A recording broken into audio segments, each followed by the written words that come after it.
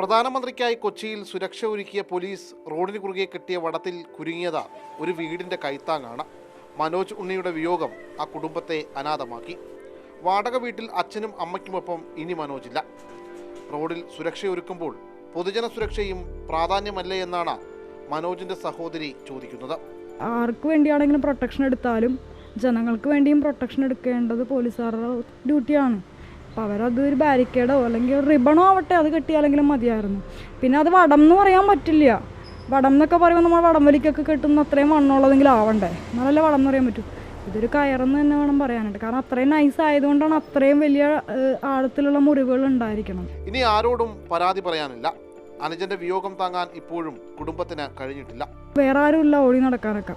അപ്പോൾ പോലീസുകാർ വരുമ്പോഴാണെങ്കിലും ഇപ്പം എന്തെങ്കിലും എമർജൻസിക്ക് താഴെ വിളിക്കുമ്പോഴും പിന്നെ അച്ഛനും അമ്മേനെയൊക്കെ മാനേജ് ചെയ്യാനൊക്കെ ഞാൻ ഒരാളെ ഉണ്ടായിരുന്നുള്ളൂ.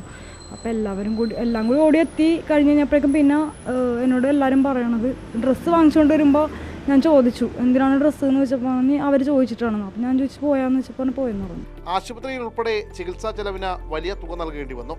സഹായത്തിനായി ആരും എത്തിയതുമില്ല. തിരഞ്ഞെടുപ്പായതിനാൽ ജനപ്രതിനിധികൾക്കും ഒന്നും ചെയ്യാനായില്ല. അങ്ങനെ വടം കെട്ടാൻ പാടില്ല, റോഡ് ഒരിക്കലും അങ്ങനെ വടം കെട്ടിയിട്ട് നിയന്ത്രിക്കാൻ പാടില്ല എന്നുള്ളൊരു നിയമം ഉള്ളത് ഇതാണ്. അപ്പോൾ അവർ നിയമങ്ങൾ പോലീസുകാർ പറയുമ്പോൾ അവരുടെ നിയമങ്ങൾ നമ്മൾ ജനങ്ങൾ മാത്രമല്ലല്ലോ പോലീസുകാരും പാലിക്കണ്ടേ.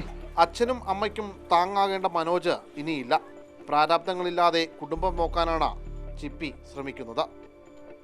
മാതൃഭൂമി ന്യൂസ്, കൊച്ചി.